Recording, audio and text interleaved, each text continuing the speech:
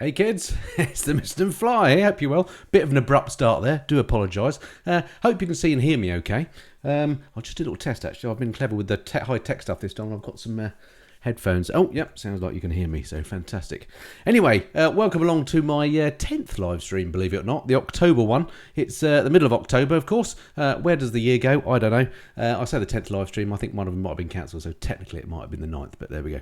Anyway, who have we got then? Lamb Chop is on. He says, all is good. Thank you very much. Excellent. Thank you. Faraz, hello to you. Hello, Silver Wrath. Bandit Man, hello. Good to see you again. Danny's on. Andrew's on. Goodness me, all sorts. Ben Oakley, hello. Rob. Let me know whereabouts you are rather than just saying hello, because I'm always fascinated by who and particularly where you are in the world. Normally we get a few people from Australia, even though this isn't a Australia-friendly timing, so I apologise for that. Anyway, thanks for joining, as I say. Hoping for loads of questions from you as well this time. As usual, I've got plenty of questions lined up as well that I didn't pick up last time. And what else have we got? Of course, at the end, I'll go through some parish notices, some details about some stuff that's coming up on the channel in the next month or so. I usually put aside half an hour for these. I've actually got a clock in front of me this time. I invested in a little iPhone clock. So we'll see how we go. Anyway, right, well, let's have a quick look here, see what we've got. So we've got someone in Wickham, someone in Utah. That's the record so far. Lebanon, brilliant. St. Lucia, Maryland, Melbourne, Australia. There we go. Nova Scotia, Norway. Excellent, Robert. Lucky man, lucky man. Love Norway. Romania's on. We've got Rusty in Austin, Texas. Ashby de la Zouche. I can never say that, Bandit Man. I didn't realise you're up there. That is sort of Derby way, isn't it? Glasgow, excellent. Brilliant. So we've got loads of people on. That's fab. So let me know what questions you've got. Been quite a busy old month. All sorts of stuff going on. Last few days I've been riding the brand new GS 1250. You may have seen the videos that I put up the last couple of days on that. Amazing bike. We can talk about that if you want to. Although I appreciate not everybody's a GS fanboy like myself, and therefore you may not want to hear about it. But feel free to ask on that. In the last week, I've been lucky enough to be riding in Spain, actually. Again, GS, but been great out there off-road on a GS rally, brand new one. Not the 1250, but the 1200. That was fantastic. Videos of that coming up soon, but just got back on Sunday, so I'm a bit whacked after that. Lots of footage, lots of videos coming up on that as well. And there we go. Okay, so let's crack on with some questions then, and we'll see how we get on. Hello, let's just have a quick look at a few more. Oh, Afghanistan, and... Is that your name, and in Afghanistan? Excellent. Let's do the Fandango, says Nick. De la Zouche, let's do the Fandango. Not sure that scans, but like your style. CJG61 wants a BMW free zone. Unlikely, mate, I'm afraid. Sorry about that. Ben, any more Green Lane vids coming? Good question, Ben, actually. I'll quickly address that one. Yes, there will be more Green Lane videos coming. The issue we have here in the UK, particularly in my bit of the UK, is there aren't that many green lanes. And as you probably know, you've got to make sure that you're riding where you can ride legally. Now, the way to find out if you can ride somewhere legally is to talk to the council. They have something called the definitive map, which will be for your county, and it will tell you whereabouts the green lanes are. You can look at various websites, you can look at OS maps, but the only real way that's up to date, because these things change all the time, is to consult the definitive map from your council. Now, that is a right pain to do, frankly. Some councils are better than others. Some councils actually have the definitive map updated on their website. That's great. Unfortunately, I don't think mine does. It has a version of it, but it says check with the council to actually get the up-to-date one. So it's a real pain, basically, to find where green lanes are. Round here, there aren't that many. All the green lanes there are, I've ridden within 20 miles of here at least. So if I'm going to do some more green laning, then I've got to, do an actual trip out of it. So that's what I'm planning to do. I think the next proper green lane I'll do will probably down on Salisbury Plain, because that's where there are loads of green lanes in a concentrated area. Lots of people have said when you're going to do Salisbury, so I fancy doing that once the Novichok's clear, of course. And but this is the wrong time of year to be doing it. They may well close some of them this time of year. The local green lanes, certainly from around about now, November time, they close them down, so it's probably going to be next summer before you see me doing any more of them. So sorry about that, although there is some off-road stuff coming. Oh, Rutger, thank you very much for that top chat, I think it's called, or is it a super chat? Never quite know, but thank you, Rutger. Very kind of you. There's going to be some more off-road stuff coming. I mentioned I was in Spain last week on the big GS. A lot of that was off-road. Had a fantastic time. I'm not a big fan of taking the GS off-road, but if it's somebody else's, I'm all for it. Alrighty, okay, let's see then. So, hello, Dean Down Under. You're in Sydney. Excellent. Your summer's coming. Lucky you. Oh, hello, Graham. Have you thought about testing the Ducati Supersport? Yes, Graham, I have. In fact, I have tested it. There you go. If you look through my, basically my bike test playlist, you'll see that the Supersport, I have ridden that or done an initial review. Just to give you a heads up on my thinking on it, I wasn't that blown away by it. It was okay, but as a Panigale man, I was hoping for a little bit more. It was a little bit soft, and to be honest, I don't really like the looks of it very much. It's a bit odd from the riding position, when you, not in terms of the riding position, but what you're looking at. The way they've done the fairing, there's some sort of red plastic that wraps around the top, and it just looks odd from when you're riding it. But so yeah, I wasn't a massive fan of the Supersport. I don't know how well it's sold, but yeah, I have ridden that one, and the review is there if you're interested. But I'd just stick with your bike if I was you. Anyway, who else got? Somebody in Exeter, the cool dude. Hello, Charlie Boy Vespa. Please test the Bergman 400. Yes, I would like to. It's just a matter of, like all these things, it's a matter of getting hold of them. I've got a fairly local Suzuki dealer who does lend me bikes, but they don't tend to have scooters on their sort of lend pool, so it's a bit more tricky. It may be that I could get one from Suzuki UK, but this time of year, and now it's starting to get a bit mucky on the roads and that. I don't really like to be doing long trips out to collect bikes and stuff, but having said that, I'm off to Hinckley tomorrow to collect a Triumph Speedmaster, but that's mainly because it's a bike I really enjoyed riding, unlike the Ducati Supersport, and I'm really looking forward to living with it for a few weeks. So there's going to be some stuff coming up on the Triumph Speedmaster, if that's your bag. I'm gradually turning into a bit of a cruiser guy, as you may have noticed. I did a couple of readers' rides with cruiser type bikes, and I rode the Triumph Thunderbird that Steve brought round a couple of weeks back. You may have seen that video, went up on Monday. Absolutely lovely bike, really loved riding that. And similarly, when I rode the other Triumph that I just mentioned, the Speedmaster, gosh, my brain's going already, it's not good, 5 minutes in, that one I thought was absolutely brilliant as well. So I want to give that a proper go and just see what it's like to live with. I'll do one of my in-depth reviews of that. I'm going to ride, do some vlogging on it, hopefully if the weather's okay, and really get to know that bike a bit. Excuse me for slurping. All right, what else we got coming through? Colin Deans, hi TMF. Did you prefer the Tracer 900 over the Tiger 800, 2015 to 2018 models? Good question. I'm thinking hard because that's a close one. They're both lovely bikes. I do love, I'm a Triumph fanboy, as you know, and I love the Tiger 800. It's a fantastic bike. But what I don't like about it, again, is the same thing as what I said about the Supersport. When you're riding it, what you're looking at isn't very pretty.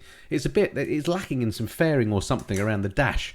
If you ride, say, a GS or one of the other adventure bikes, they look okay when you're looking at the dash.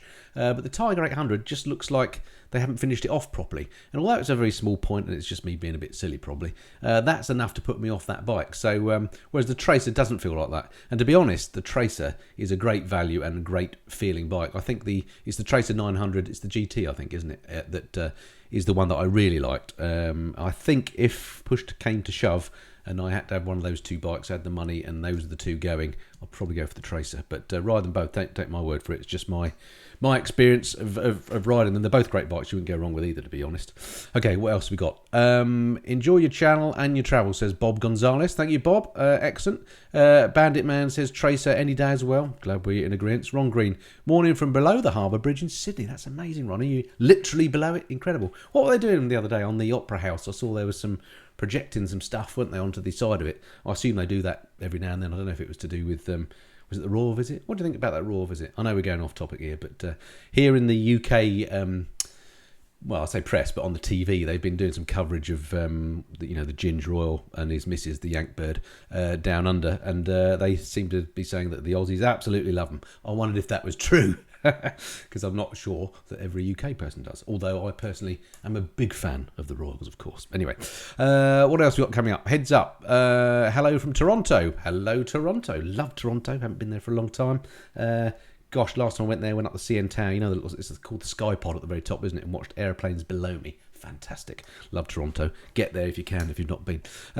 Let's get back on the bikes. Okay, so another couple of questions then. Do ask me some questions on the live stream as well, and I'll try and pick them up. It is notoriously difficult to read that and answer questions at the same time, but I'll try my best. And YouTube these days does this clever thing where afterwards, once it's done some processing, it might take half an hour or so after the live broadcast, I can reread all these questions. So what I'll do is go through them at the end. I'll note down the questions I missed, and if they're good ones, I'll do them on the next live stream. Or by the way, if you're watching this on the recorded version, so therefore you can't ask me a question, feel free to leave a question in the comments below. Again, I'll try and pick that up for next time.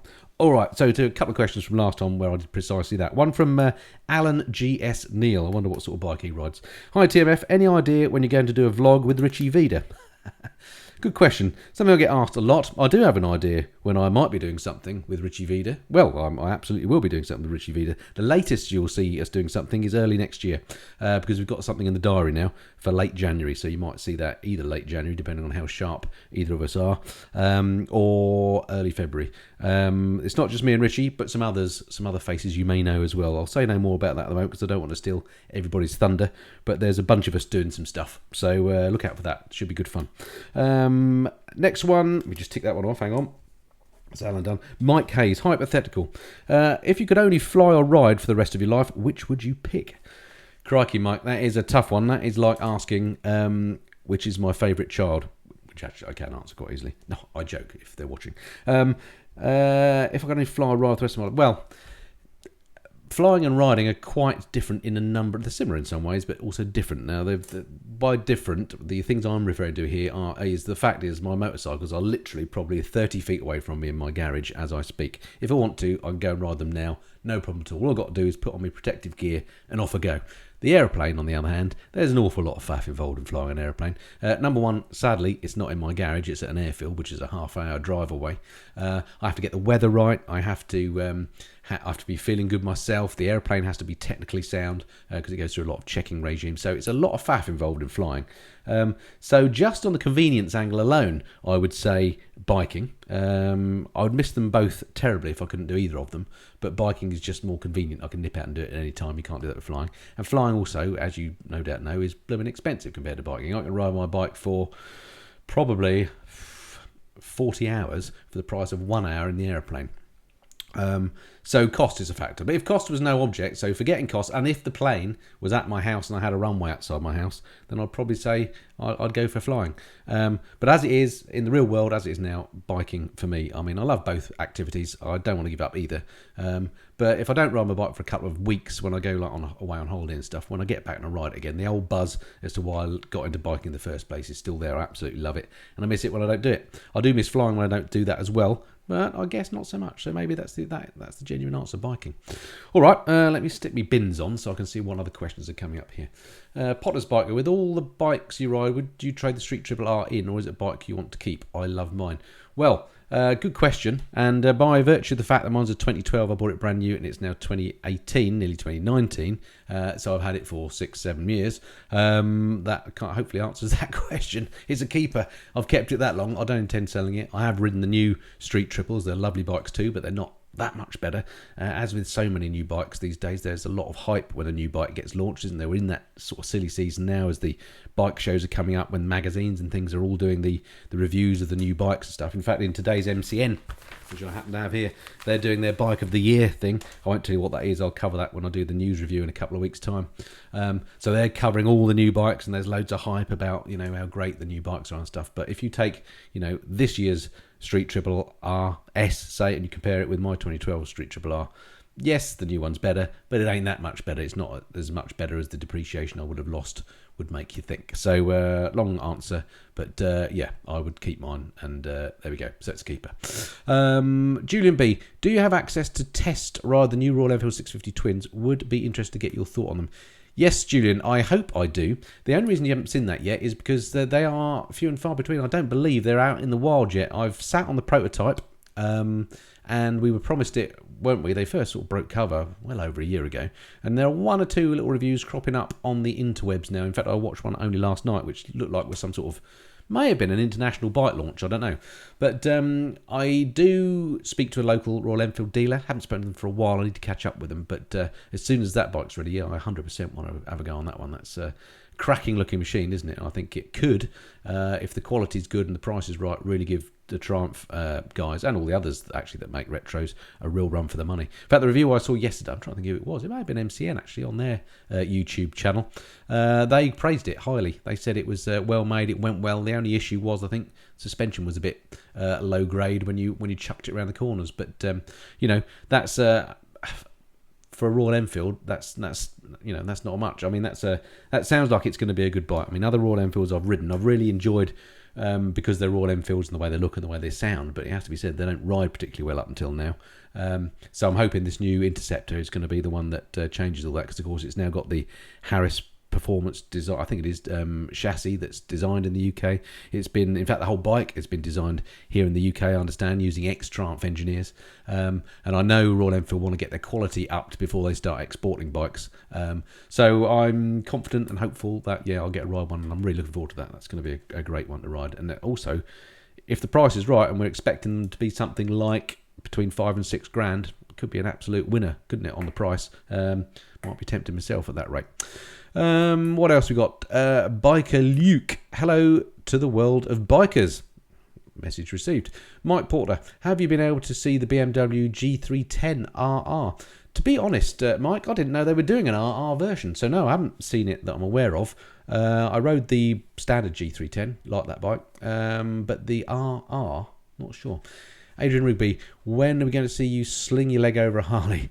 Yeah, I know. I keep promising you that. The way I was going to do that has kind of gone away. But I've got other ways of doing it. Again, the weather now. Unfortunately, the people that have offered me Harley rides are quite a way away, and it would take me. It would be at least a day out to do it. And in bad weather, doesn't necessarily make for good reviews. So I'm just going to have a swig of my coffee again.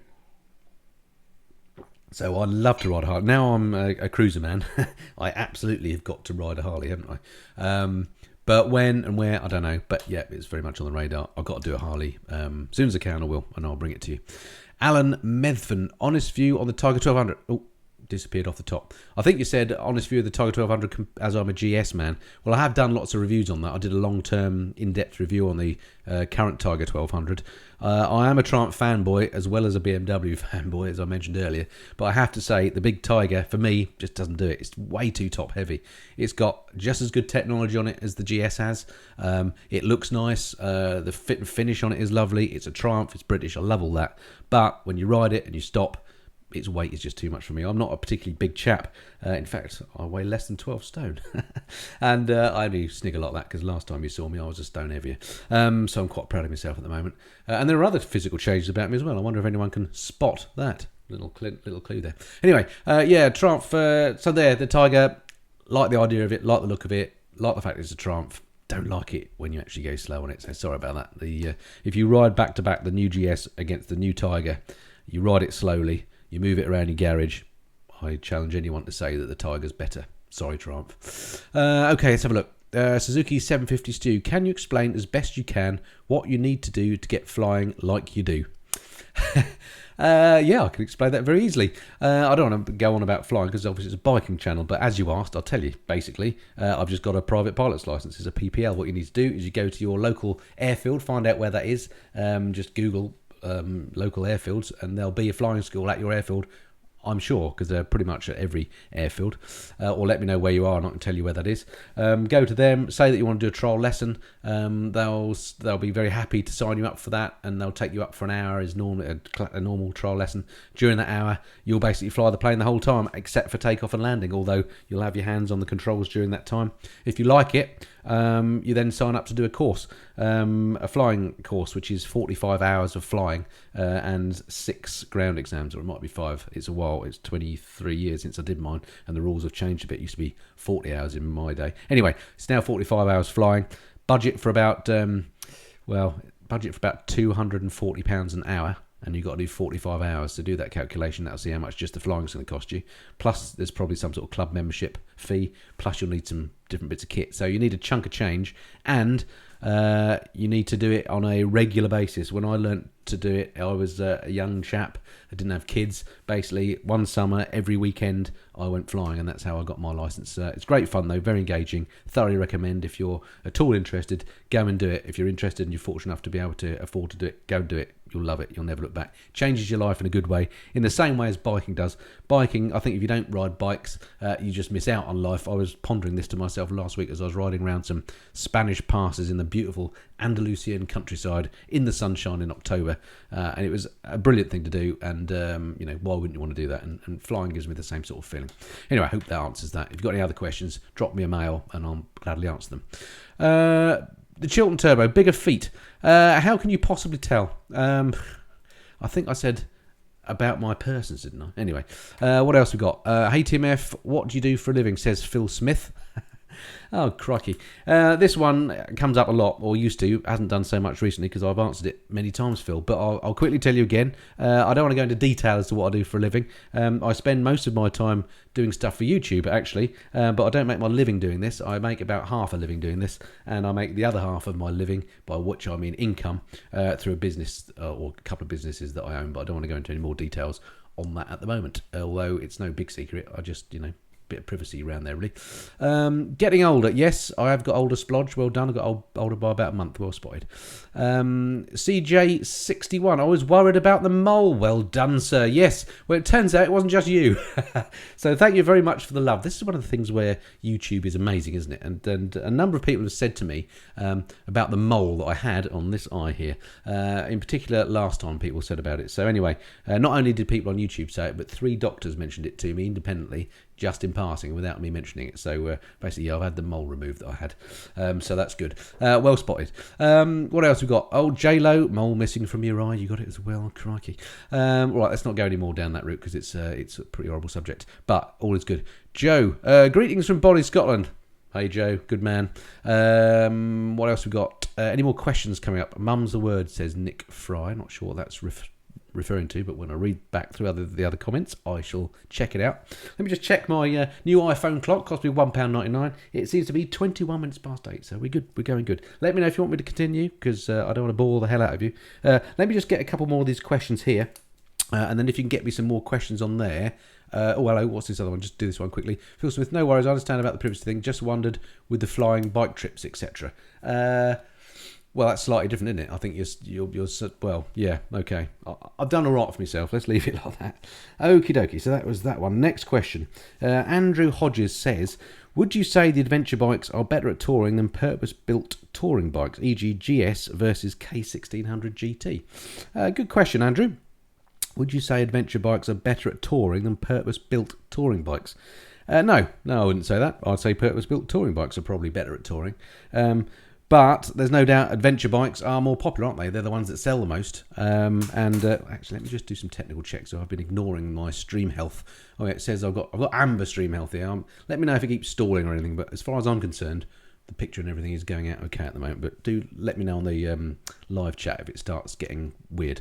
Anyway, yes. So adventure bikes v touring bikes. Touring bikes are definitely better at touring, there's no doubt. The problem is with modern day touring bikes, they don't look so good, do they? And I think that's why the adventure bikes sell so well. There's a bit of an image thing, isn't there? Yes, there's the Charlie and Ewan thing.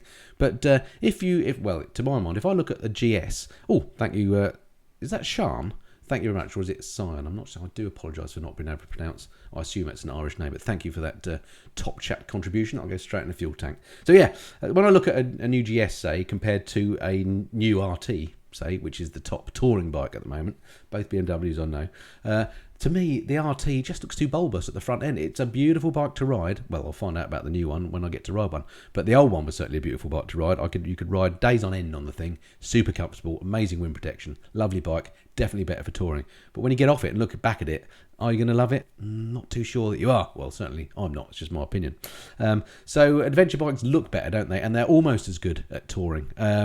Certainly I've done a lot of touring on my GS. It's been super comfortable. It carries loads of stuff. And of course, you've got the advantage that if you did want to go off the beaten track and go off-road, you can do. So it gives you that little advantage as well. So I guess actually that's the way of coming out to say that actually adventure bikes are better at touring than purpose-built touring bikes, because you can go off-road when you're out on tour as well. But if you have no intention of going off-road and you just want a tour, maybe two up with lots of baggage, then a purpose-built touring bike is better. So I hope that answers that one, Andrew. Okay, we'll come back to that in a second. Let's see if there are any other questions coming up here. Prof Trout, Tira, a bit disappointed. Thought you were living the dream, making loads of money. Oh, missed off. bother. What else have we got here? All sorts of strange things going on with the questions that I can see and you can't. 2 wheels and a bacon butty. Norway trip episodes. Oh, it's all far. I'm going to have to read them from the bottom up. Sorry, I'm missing your questions. I will get to them, as I say, when I read the other thing. Is this a BMW channel? Mark says.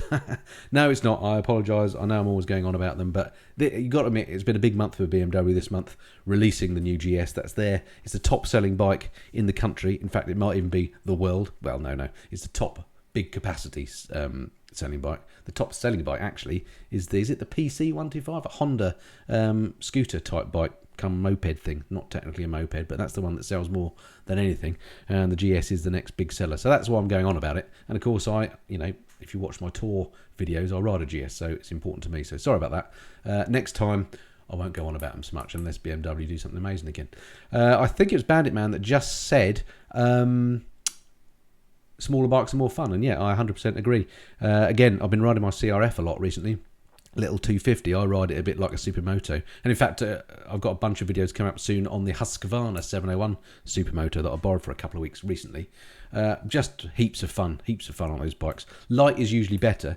I was saying to somebody only yesterday, actually, my CRF, in terms of fun per pound, is the best fun bike that I've got. By per pound, I don't mean my weight, I mean by per pound spent on the bike. The CRF is the most fun bike that I have.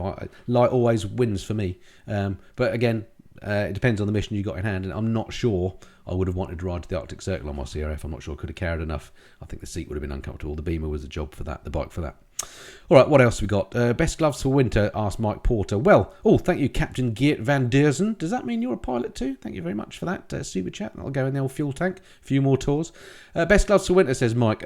Well, winter gloves. I've got some new gloves, actually, that I'm going to do a review on soon once I've worn them enough to get to know them properly. I hate to do reviews on stuff that gets sent to me without me actually using it in earnest and then deciding whether I like them or not. If I don't like stuff that I get sent for review, then I tend not to review them. But anyway, these new gloves I've got are from Vice, and they're heated ones. I've got high hopes for them. I've had a number of heated gloves in the past. Well, this is my third set. And the others have always been let down by they're not warm enough, or the way that they heat up isn't good enough, or the battery runs out too soon, or the way you clip it into the bike's electrics doesn't work. These new ones I've got from Vice, which I can't remember the model name, but I will do a review, as I say, once I've used them. They have multiple ways of powering them. They've got a normal battery, they've got a high capacity battery, or you can plumb them into the bike. Not only can you plumb them into the bike, but they use the same connector that I use for the charging lead on all my bikes, so it's not even a different connector, which is fantastic. And I tried them just in the office here. They get really warm and they feel really comfortable. The big problem with heated gloves I've noticed in the past has been they're just too bulky and you can't feel the controls well enough with them, but these ones look good. So I've got high hopes for these new Vice gloves that I've got.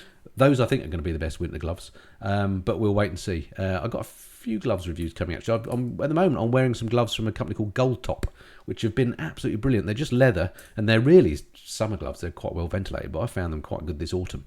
But again, the reason why I love them is because they're very not tactile, but you know what I mean. The leather is very, very sort of malleable. You can feel the controls nicely. If your hands are restricted, then that's no good, is it? You've got to be able to control the bike first and foremost, and then worry about them being warm. Anyway, long answer to that question. G-Man's Bikes and Bits, loving my CRF 250. Just had its running in service, having superb off-road fun in the mud. Yeah, exactly. That's it, G-Man. You do when you first get them, don't you? Thank you, Nimrod. When you first get them, they are a hoot, because you go around the place finding all your green lanes and slipping and sliding in the mud. It's not like anything else you've ever experienced on a motorbike, probably. It certainly wasn't for me. Makes you a better rider going off-road as well. So be careful out there. Don't go riding remotely on your own. Go out with somebody else if you can, because if you do come off, you can still hurt yourself. But at least you can pick the thing up, can't you? And brilliant bike. The little CRF 250L, which I assume is what you've got, same as mine, is a very sort of it's sort of a beginner off-roader type bike, if you like. It's sort of frowned upon by real off-roaders because it hasn't really got a lot of power, but if you just want to do some light off-roading, perfect. I absolutely love it. Be interested to see what you think of the new CRF 450L that's come out. It's got it seems to have had some fairly critical reviews because of the price of it and the fact that the servicing schedule is a bit onerous. It's effectively a competition machine, but legalised with mirrors and lights and stuff. Which is a shame because lots of us in the CRF 250L community really wanted a bike with which was as convenient to own as the 250, but with a little bit more power. But we'll see. I'm certainly not at twice the price, over £9,000 that bike, whereas this 250L is about 4.5 or something. So big difference. Right, what else we got? Oh, thank you, Tony. Very kind of you. Thank you very much. Any more questions? James Simpson. Hi from Berry. When is the review of your new Oxford gear coming out? Loving our Friday night treat. Thank you, James. Well, the story on that one is coming out in November, by the way. I can't remember the exact date off the top of my head. Oh, thank you very much, Essex Hammer. And greetings from New York. Thank you. I love New York too. What was I talking about? Gosh, that's put me off now. I was thinking about New York. Entirely forgotten what your question was. Sorry about that. It'll come to me in a minute. Repeat it for me and I'll answer it because it was a good question. Will you be reviewing... Oh, it was about my new kit, wasn't it? The Oxford kit. Yes. The reason why I'm not reviewing it until November is because it's not actually... Again, that was a bit of kit that was sent to me by Oxford when they heard that I was going to the Arctic Circle. They said, if you're going there, you're going to want some new kit. And I said, well, actually, if you're going to send me some kit... number one, I said I'm quite happy with the kit I've got, and I need to, if I'm doing this long trip, I need to have kit that I know is going to work. They were very confident in this kit, and they sent it to me the day before I left, and I was a bit sceptical. But I don't want to say anything else about it. But the reason why I haven't done the review yet is because it's not quite available in the shops yet, and I believe it's under what they call a press embargo, or it certainly was when I originally got it. But so I'll be doing the review. Publishing that around the time that's available in the shops. So stay tuned for that. There's definitely a review coming. And without saying too much, it's bloody good. I've been really impressed with that kit. It looks smart and it works well. Blown it now. Right, anyway, talk to you more about that. G-Man, agree, mate. Always go with the other guys. Had a few tumbles, but that's all part of the learning curve. Exactly. If you don't fall off, you're not trying hard enough, are you? But if you are going to try hard, definitely go out with the group. Are you a member of the local... What's-its? Oh, memory's getting to me again. You know, the people that do the green laning. I'm not a member of that, but maybe I should. Right, Bob. What's he saying? Bob Taylor, just bought the BMW G310 GS thanks to your review. Just getting back into it after 20 years before I get the GS 1200. Yeah, quite a step up, the 1200, Bob, from the 310. But that 310 is a great bike, isn't it? Really like that. Lots of people moan about it because the engine is built in China. In fact, the whole bike, I think, might be built in China. But that doesn't bother me. Let's face it, BMW are not going to open a factory in China, let kit out the door and sell it on the open market if it's substandard, are they? So that bike is built to BMW's exacting standards, and I really enjoyed it. Again, lightweight, probably can do some light off-roading on that, actually. Stick some knobblies on it, be a good little green laner. Economical to run, loved it. Quite different to the 1200 though, or the 1250 if you're going there. Again, just the weight thing really. You might want to think of an interim step on the way. You could do a lot worse than getting the 750, the F750 GS, which again I rode relatively recently. Lovely bike that, and for about 10 grand, almost half the price of a fully kitted out big GS, you get almost all the toys. The only thing you don't get is the keyless ignition. You get things like the TFT dash, which is amazing. You get the quick shifter and so on. You don't get the keyless ignition. Well, no big deal. So maybe check that one out as an interim stop. Womble, hi Tim F. Will you be reviewing the Royal Enfield Thunderbird 500? Thunderbird 500? I think you mean the Interceptor. Covered that already. Yes, I will as soon as I can. The cool dude, not China TMF. What are you referring to there? I think we'll talk about the BMW in China.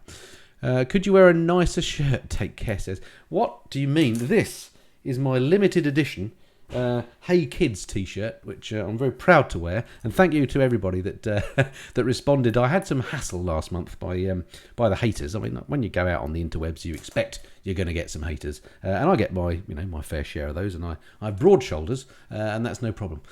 So if people are talking about me, that's good. But anyway, as a result of that, there was somebody said, "Oh, thank you very much, Harrison," and hello. I've never been to Seattle. I must go there someday. Thank you.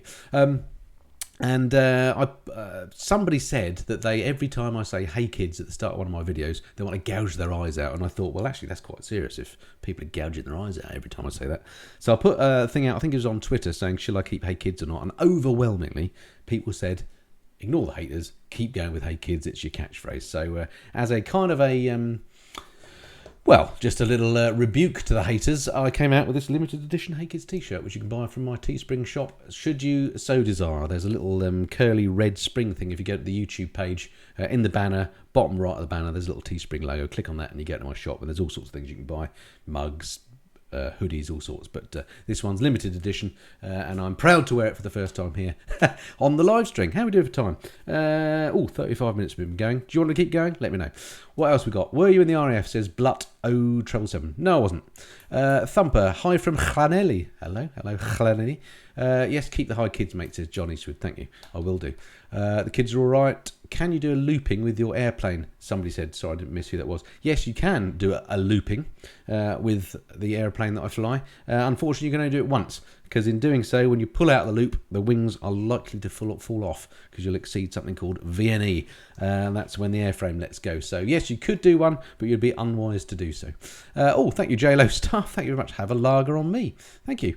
With your next Vindaloo. Well, now I'm on this diet thing. Those are few and far between, but I could murder a curry. Anyway, thanks for that. Of course, keep going, says a Yinka. Thank you. Does T-shirt come in orange, says Mark? No, this is a limited edition only in grey, I think, actually. There might be a white one, I'm not sure. Check out the shop anyway. Right, let's do a few more of these questions. Otherwise, I'm just going to witter on about nothing in particular. Oh, sorry, Michael. How's the picture looking? Is it still all right, by the way? Let me just check the technical details. I better do that. I forgot to do that. What have we got? So we've got 748 people watching, which is unbelievable. Thank you very much indeed. Did we get to the bottom of who's the furthest away, by the way? I know we had Seattle. I know we had Toronto. We had somebody in Australia, didn't we? Was it Melbourne? I don't think we're going to beat that. I can't think of anyone anywhere further away than that. Have we got anyone? Let's throw a random country. What about Tasmania? Any Tasmanians watching? If you are, special prize, let me know. First step into adventure bikes, Yamaha Tenere 8. Your thoughts, says Will Waters. Are you talking about the big one or the small one, the middle-sized one? In fact, I'm not even sure the small one's out yet. Great bike. Love the Tenere 8. Many would say it was the original adventure bike, the bike that started the craze, for want of a better word. The Tenere is a lovely, lovely bike, but if it's your first bike, don't go there. Too big, too powerful, too heavy. Start with something a bit smaller and work up. You only need to ride something that's a bit smaller, any bike that's a bit smaller, something with less power and a bit less weight to learn your craft. Do that for 3 to 6 months, buy a second-hand bike. You can then sell it for pretty much what you bought it for, then get yourself the Tenere. Otherwise, you're going to fall off, hurt yourself, break the bike. That's my advice. Don't have to do that. Many people ignore my advice, but that's what I wish I'd done. I did something similar, but I bought a brand new 600 when I learnt to ride after. So after I passed my test I did the test on a 500cc bike, an old Suzuki. I then bought a 600cc Yamaha. Great bike. It was brilliant to learn my craft on, but after 6 months I was fed up with it and wanted to go up, and because I bought that brand new, I took a massive kick on the depreciation. So buy second hand for your first bike, and buy lower power than the one you eventually want, because you just need to learn safely to start with. Okay, what else have we got coming up here? I'm turning 20 in September, says PDI. Then I'm allowed to drive a 35 kilowatt bike. I'm thinking of the Honda NC750X in white. What are your thoughts? Yeah, if that's within the 35 kilowatt realm, why not? That's a pretty sensible bike. I like the NC750, looks good. Is that the one you can get DCT version of that, can't you? But don't do that if it's your first bike. But yeah, that's a good example of a bike that you can learn your craft on, because it's not super powerful or intimidating. Maybe a little bit, depends how big you are, because it's a fairly tall bike. Right, I guess to get one of these questions from last time. Chad Mock. Great name, Chad. Ever tour or been to the USA? Yes and yes is the answer there. To be fair, I've been to the USA quite a few times. I'm glad to say I love the US. Fantastic country. And I've toured it quite extensively, mostly by aeroplane. Again, one of the great things about being a private pilot is you can go abroad, rent an aeroplane, flash your license, off you go. Although in the US it's changed now. Since 9/11 things have changed a bit. But I did some touring over there before 9/11 when you could just turn up, show them your private pilot's license, and effectively they'd rent you a plane. So I did that in the deserts. I've flown all around California and Nevada and Arizona. I've done some amazing landings around there. I flew down the Grand Canyon, landed at the top of Sedona. There's an amazing airport on the Mesa there that you land on top. Landed at night there, brilliant. I've flown around the southeastern US, so Georgia, Tennessee, Carolinas. I've flown in Florida. I've gone over the shuttle landing facility. All sorts of touring in the aeroplane in the US and Canada. And on the bike, I've only toured so far in California, and that's on the channel. If you look in my trips and tours playlist, you'll see many years ago, well, say many years, probably 3 or 4 years ago, I did some touring in California and around LA on a Ducati Diavel, which was great fun. Those videos are there to see, so do go and have a look at those. Oh, thank you very much, Barry. That's very kind of you. Any chance of a few chords from the guitar? No, the answer is no, but I thought I'd ask. Thanks, Barry, for answering your own question there. For 25 quid, I felt compelled that I should do, but I'm not going to, because you let yourself off there. Thanks very much. That's very kind of you. Okay, one more question from here, and then I'll come back to the live chat stuff again. So hold off if you've got a question there, because they'll be missing me as I read this one. Timo Anderson says, have you tested the Michelin Road 5 tyres, TMF? No, I haven't. Timo. I was lucky enough to be asked to the launch of the Michelin Road 5s last year, and as a matter of general course, when I get asked these things, it sounds a bit ungrateful, doesn't it? But I tend to say no, because these launches that go on tend to be full of journalists that are getting paid to be there. They all do the same thing. I'm guessing here because I've not been on one to find out, but I imagine they all know each other. They all rock up. They all get pissed as farts. They ride the bikes. They say good things about them, and off they go, and they get paid their wage for doing it. Well, in my case, it might be nice to go to a hotel and have a few beers and paid food and all that stuff and ride these bikes or tyres or whatever the launch is. But I would feel beholden to whoever the manufacturer was that was offering it to give a review or whatever that was positive. And I don't want to do that. I want to maintain my objective view if I can. So as a general, I don't go to launches. So the Michelin Road 5 one came up and I said thanks but no thanks. And then I kicked myself because I assumed it was all going to be journalists going. Turned out a number of vloggers went. A number of vloggers that I would like to have met, including Richie Vida, and I think Lamb Chop went on that one as well. I can't remember. But anyway, and it turned out it would have been a great one to go to. So bit gutted about that. I'm wandering off the question. The question was, have I tested the Michelin Road 5 tyres? So no, I haven't. And at the time of the launch, they weren't available for the GS, so I couldn't test them anyway. I do need some new tyres on the GS because I've been running with the Metzlers, the Metzler Road Tech 01 on there for the last 8,000 plus miles. I've done 2 tours on them, including the Norway tour. They're still going strong, by the way. A little bit of squaring off on the rear one, which is why I'm thinking I need to get another set of tyres soon.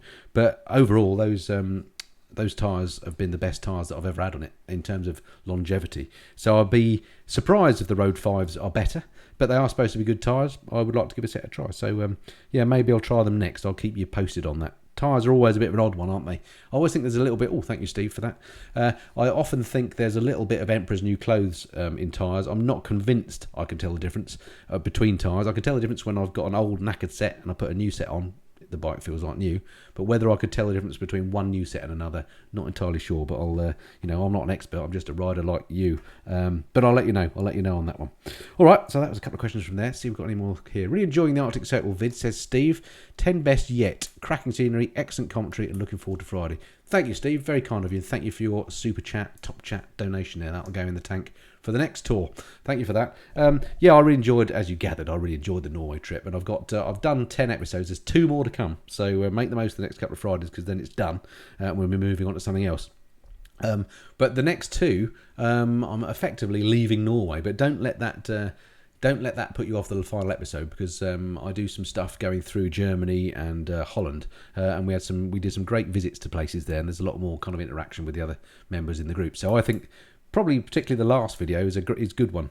I would say that, wouldn't I? But I enjoyed making the whole series, and it was a great trip. Definitely the best one I've done so far. I've not ridden anywhere nicer yet. It was fantastic, and I'd love to go back to Norway. It's just so expensive, but what a place. If you get the weather right like I did, I absolutely lucked out on that one. It was brilliant. So, I'd love to do some more tours like that. So hopefully maybe next year, if loads of people go to BMW to Motorrad Tours who I went on that tour with and say, I saw your tour on the Missenden Flyer, they might send me on another one. Who knows? That would be good.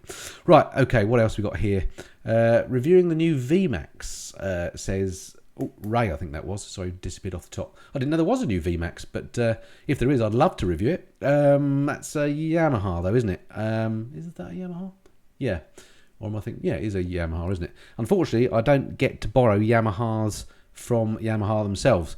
I get them from the local dealer. They're happy to let me do test rides. That's how I do the sort of first ride reviews of Yamahas. Whether they'll have one on fleet, I don't know.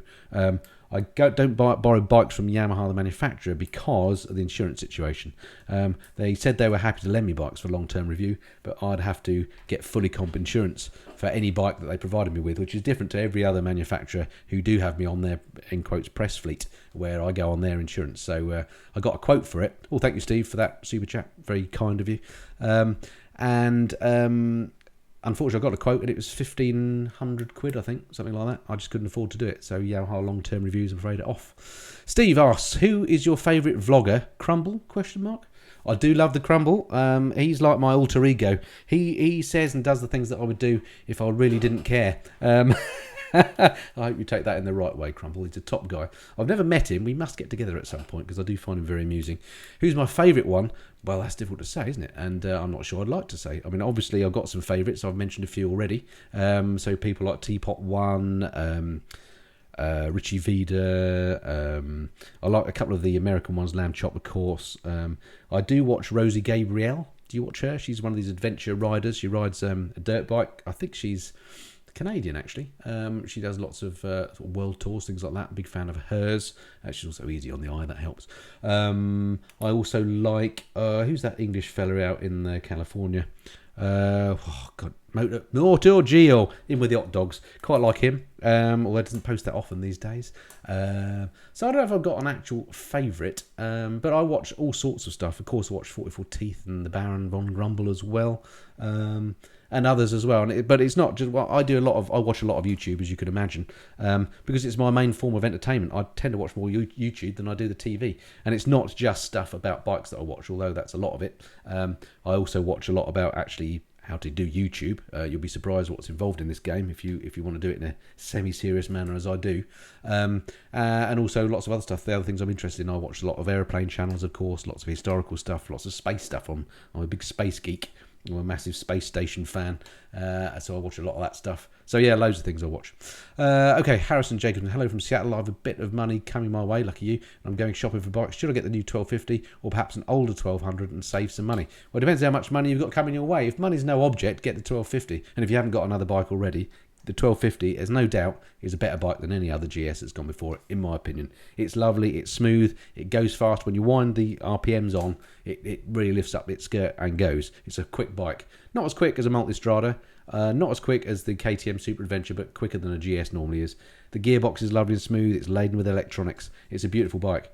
But it is expensive in this country. You're looking at, once you've spec'd it up, if you get all the things that you're going to want, you're looking at sort of 18 grand, something like that. A lot of money. Don't know how much they are in the US, but money no object, yes, get it. If money is an object and you want to go for value for money, maybe there's going to be some bargains around for nearly new ones, aren't there? Either people chopping in their old ones because they want to buy the 1250, or I expect right at this moment, especially leading up to Christmas, where it's the end of the BMW financial year, you're going to get some cracking bargains on the outgoing R1200 GS and the Adventure.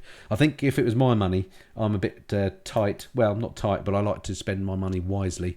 I think I would probably haggle and go for a new 1200 GS, because those dealers are going to want them out of their shops, and at the end of the year, when they want to get the target numbers up, they'll be wanting to, they'll be doing good deals. So go into a BMW dealer on the 30th of December and say you want to buy their last GS 1200 Adventure, and you'll probably get massive amounts off.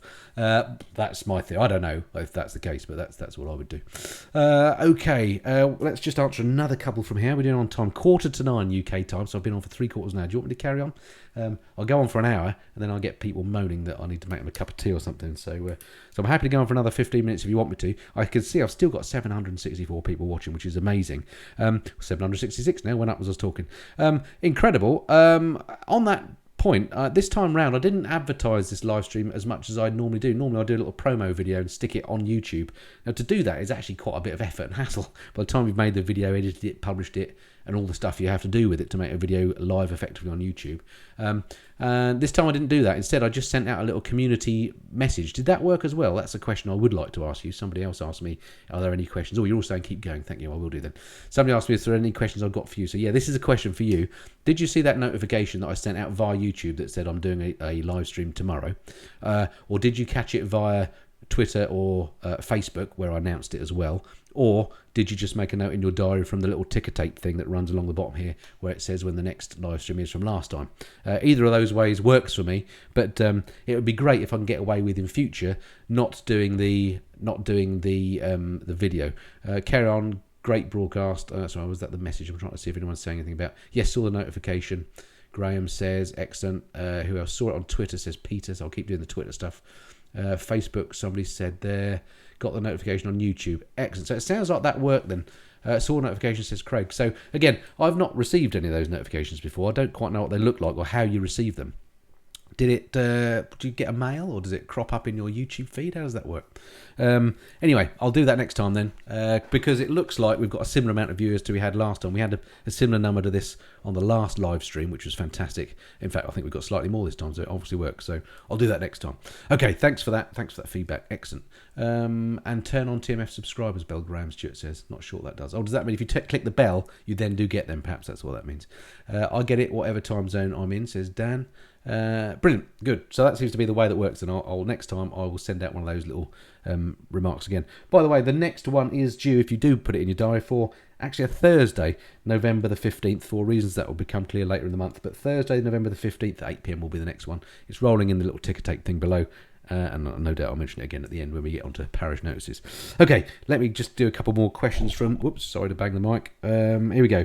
Rev Noise. He says, hey, what is your opinion on small capacity Chinese motorcycles? Any chance of riding some of them? Well, I've talked about Chinese motorcycles a lot, small capacity ones, and I have ridden them. I've ridden the, trying to remember now, the Lex Moto, ridden a couple of those. I've ridden some that have Chinese engines in but are assembled over here. So there are, again, if you go into my test ride playlist, you'll see some Chinese bikes in there. But and on the general point, what's my opinion on them?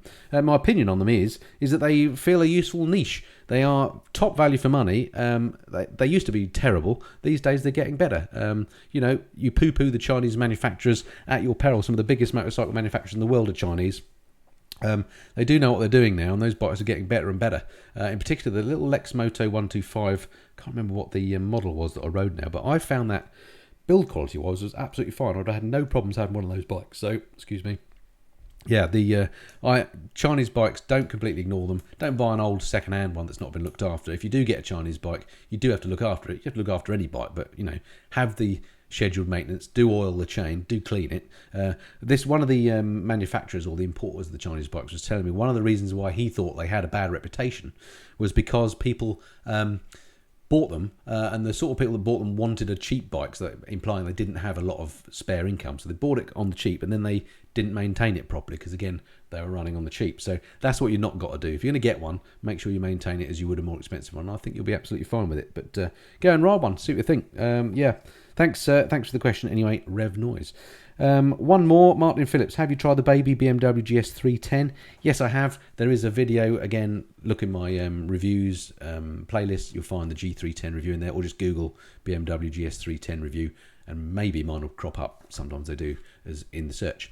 Okay, let's come back to the live stream then. What have we got going on here? Craig M, is there an episode 11 on your Arctic Settle trip? There certainly is, but it's not on YouTube yet. We're going out on Friday. In case you haven't noticed, I, at the moment, do videos Mondays, Wednesdays and Fridays, and tour videos always go out on Fridays. It's just a historical thing. So the remaining 2 episodes will go out on Friday. So the next video you see from me, it being Wednesday now, will be episode 11 of the Norway tour. And do watch the last 2. This episode 11 is quite interesting because I do the heavy water factory in the Telemark region. I don't know if you've seen the film Heroes of the Telemark, Second World War film, done there. That was a really interesting trip. And then the last episode is the trip back through Germany and Holland, and we do various touristy spots and get to talk more with the crew. So that's good. Let me just have another swig of my drink. Oh, now gone cold. Hang on a second. Excellent. Right, back to some questions then on the screen. Rosie Who on YouTube says the Fozzie. Rosie Gabrielle. I think it's Gabrielle. But if you search, if you search Rosie Gabrielle, you should find her. She's just a bit of a panicker. She has a few issues, but I find her quite compelling viewing. And like I say, nice girl. So well worth watching. Gerhard. What you think of Fort Nine's post? Sorry, yes, I missed out on when I was talking about my favourite YouTubers. I should have said Fort Nine. Do like Fort Nine's productions. They've recently really gone up in the production values front, much to my shame, because my production values are rubbish compared to some of these more professional channels out there. You look at 44 Teeth now and you look at Fort Nine. These guys are doing stuff just as good as TV programmes. I'll never get to that level. But yeah, Fort Nine I like. Bear in mind, of course, that he's not a private individual like myself. He actually works for a motorcycle distributor. They're selling stuff, and he has the backing of that lot to actually make the videos. But it doesn't take anything away from the fact that he does very creative, very good videos.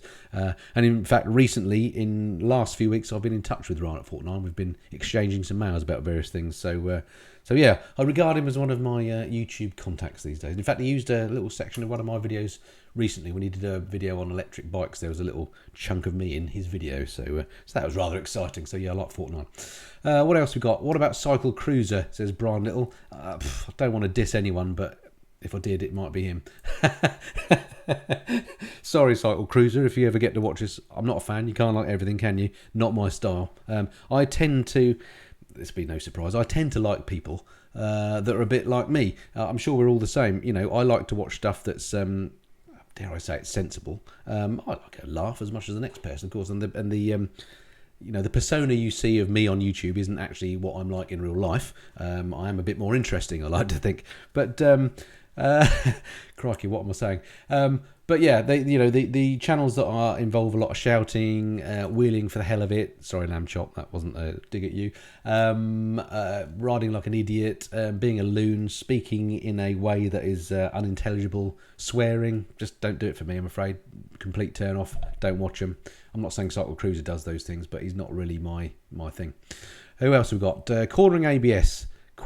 Says the one Eamon. Yeah, good. I like it. What a great thing. ABS, generally, can't argue against that on a bike, can you? Brilliant stuff. I'm just looking at the clock. 5 minutes to go. Going to wind this up soon. Yeah, and cornering ABS, brilliant. Just gives you an extra sense of security on a bike, doesn't it? Especially this time of year, autumn here, or, you know, wet leaves on the road, slippy, slidey, lean angle ABS. Great thing to have if you can. Obviously, you can't rely on it totally. Physics will take over if you abuse it, but it's good to have it there, isn't it? Harrison Jacobson, what motorcycle do you most want to review? Bloody hell, that's a good question. Oh, excuse my French. Having said about swearing, actually, until this week, it was probably the 1250 GS. It's probably now the RT. I would also, of course, like to do a Harley just to get that one done because everybody keeps asking about that. What else is there that I'd like to do? The Panigale V4 is a favourite. That's coming. Ducati are very kindly going to be lending me one of those in the next month or so. So that's going to be a big one. And of course, the Yamaha Nikon, you know, the one with the two wheels at the front. Another one I'd really like to do.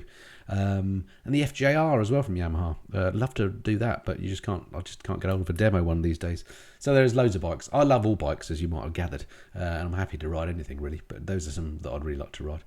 Will Triumph make an auto blipper to compete with the Duke 790? Good question. Yeah, they've not done that yet. I'm just trying to think. No, they haven't got any with that. I hope they do, because their quick shifter, which is the one I've got on my Street Triple, works really, really well. It's a great quick shifter. I assume it's one made by somebody else that they buy in and rebadge perhaps, but yeah, it'd be great to see that, wouldn't it? They're getting really slick these days, some of these auto blippers, these up and down quick shifters. So yeah, let's hope they do. It is a bit of a, I hadn't realised that before, that they don't do that, do they? That's a good point. All right, what else we got? Two wheels and a bacon buddy. How about doing some work with Henry Cole? Funny you should mention that. Should I say this or not? No. Let's just put that one on hold for a moment. We'll come back to that another day, maybe. Vincent Black Shadow, yeah, that'd be nice to write. I'm a big fan of Henry Cole, by the way. I don't mean that as a slur on him in any way. My wife hates him, but I quite like him. What else we got? I've ridden the Nikon. Great bike. It's not a trike, says Bandit Man UK. Yeah, agreed. I'm not sure what the definition is. Womble agrees on the FJR. We did cornering ABS, Mark. I just answered that one. Paul Hemming, evening TF. Love your channel. Always good viewing. Thank you, Paul. Rutger, do you like old timer bikes? Yes, I absolutely do. I'd love to ride an old Norton, for example, or any of the old Triumphs, any old bikes. Any old bikes. You may have seen my series I'm calling Readers Rides, and so far I've done 2 of those. I've got another one in the can, which will be coming up soon.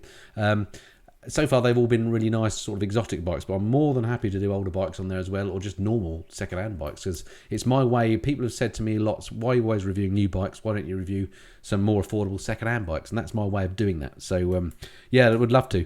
On the Reader's Rides thing, by the way, thanks very much if you've sent me your details with the bike that you'd like me to do a Reader's Rides with. I've been a little bit overwhelmed with them, which is brilliant, but I'm having to prioritise them. So do keep sending them in. Send me a mail at tmf@gmail.com if you've got a bike that you'd like featured on Reader's Rides. Let me know whereabouts you are, what bike you've got, and what your availability is like, because frankly I'm having to prioritise them a bit. And the things that will get my attention is if it's a bike I've not featured before. So you know, if you say you've got a GS 1200 2014, I'm unlikely to prioritise you too highly because I've done that a lot. If you say you're in Bulgaria, then it's unlikely that we're going to get you around here. So again, it's how far away you are is another criteria that I'm looking at. And then the other thing is, and this is just being brutally selfish, if we can do it in the week, it's easier for me because I try and keep the weekends free for my family if I can. Hasn't worked so far, but I've tried to. And also I've got all sorts of family commitments at weekends. So although weekends aren't out of the question. So if you have got a bike you'd like to do on Reader's Rise, let me know the details. As I say, email address is below in the ticker tape if you didn't get it down, timf@gmail.com, the Missenden Flyer, at gmail.com.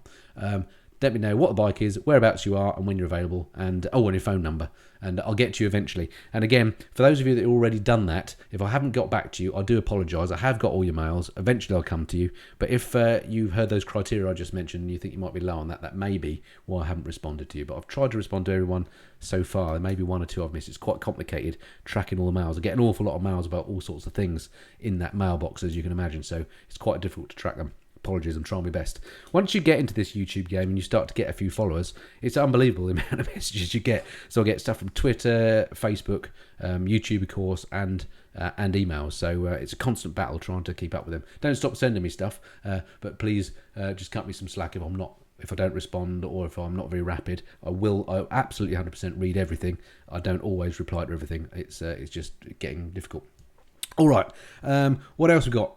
Mooney Ultra Acclaim. Yeah, that'd be nice. That's an aeroplane reference. I'd love one of those.